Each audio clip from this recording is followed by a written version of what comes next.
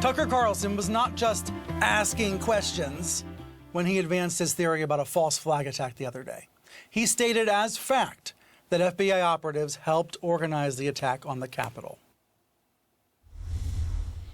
FBI operatives were organizing the attack on the Capitol on January 6th, according to government documents.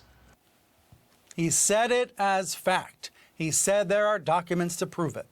And all of that was inspired by a headline from a pro-Trump right-wing website that most folks haven't heard of. It was there on Monday. It was on Tucker's show on Tuesday. Tucker repeated it all week long.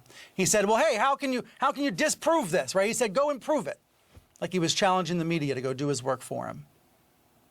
And now it's everywhere. This is everywhere now. I mean, everybody's heard about it at this point. GOP lawmakers are parroting this completely bogus conspiracy theory. And it's all because of that pipeline from one random website that Tucker likes to his top-rated show, like a domino effect, all across the right-wing web. So that inspired me to send some questions to Fox News. You know, this is just reporting 101. This is presumably what Tucker did, right? Presumably he asked questions to the FBI and to prosecutors and to sources. So I asked Fox News PR executives, did anyone vet Carlson's reporting? Did the Fox newsroom go through his reporting? Did they examine it ahead of time? Why haven't they followed up on it since? Carlson alleged this explosive story. He's claiming this is an incredible bombshell. Where's the Fox newsroom? Why isn't Special Report with Bret Baier covering this story every day? Why isn't Fox News Sunday with Chris Wallace covering this incredible claim right now? We know why, right? Because Carlson's out there on his own. Carlson Island. I mean, he does own an island. He's out there on his own, claiming to be telling the truth to his viewers.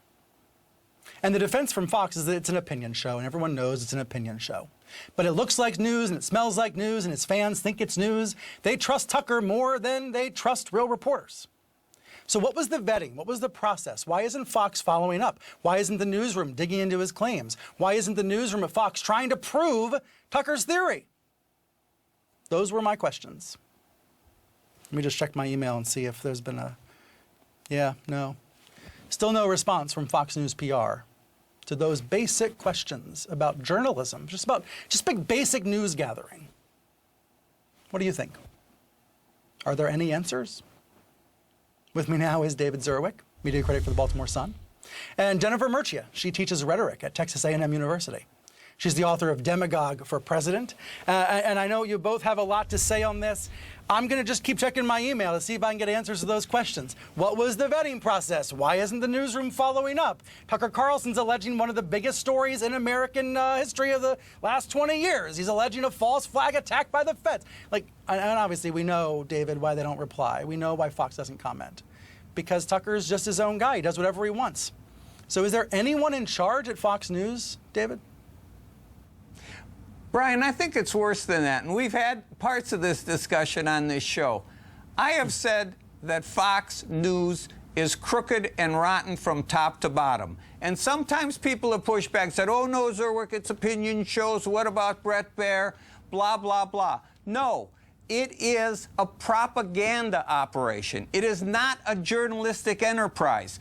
As we both know well, Roger Ailes founded it as a political operation, not a journalistic enterprise, but he was clever and smart enough to brand it as if it was mainstream journalistic cable news channel, much like CNN, but maybe leaning a little right was the way they would. It's not leaning right. It's fallen over on its face into the right way. It's prostrate on its knees before Donald Trump. Fox is rotten from top to bottom. They will never investigate Tucker Carlson on this with their newsroom. And the fact that Bret Baier and everybody who claims to be a journalist over there doesn't is proof of what they are. It's a propaganda operation. Now, since Donald Trump and Lachlan running it now, Lachlan Murdoch, it's become much more of a propaganda operation. Roger Ailes almost stayed between the lines, except he didn't. But this is now, since Trump, an operation, and it's full-blown. Brian, you take it. You talk about this echo chamber. You have right-wing radio.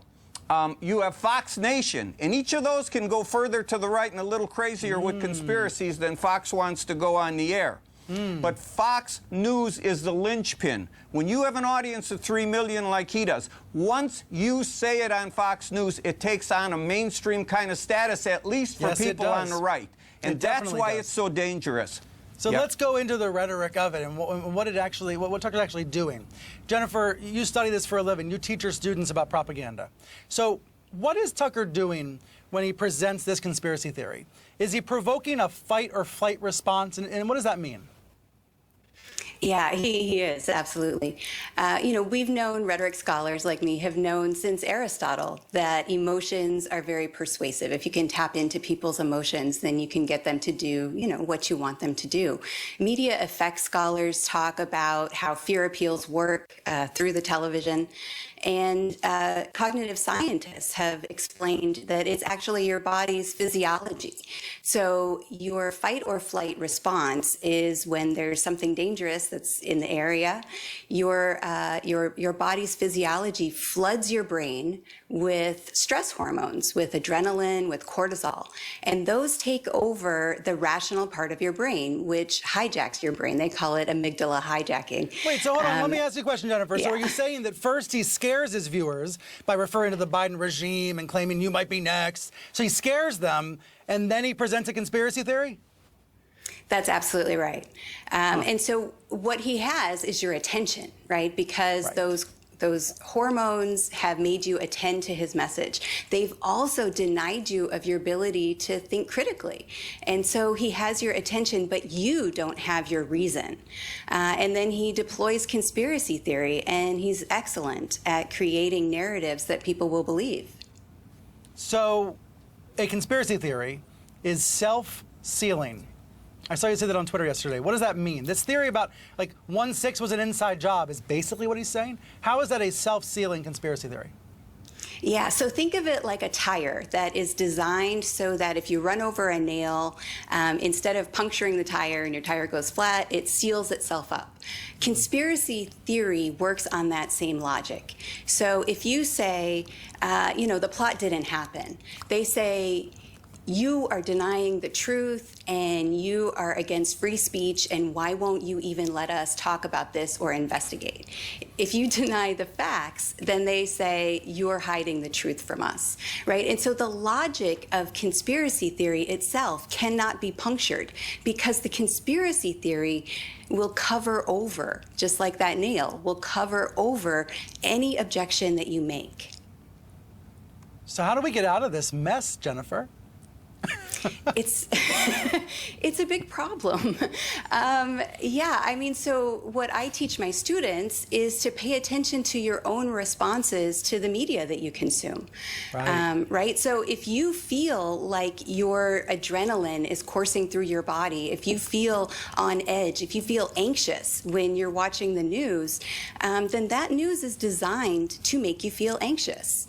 And that's a problem. And I think it's also important, you know, when we talk to our friends and family members who do watch this kind of media, you know, that we can be a little bit more empathetic with them and understand that it's not necessarily a rational response, that they might actually have something like PTSD, right, where their body is being set on high alert so often, you know, that they're walking around constantly in this state of fight or flight. Goodness gracious. By the way, I just checked my email again. No response from Fox News to those basic questions about the vetting of Carlson.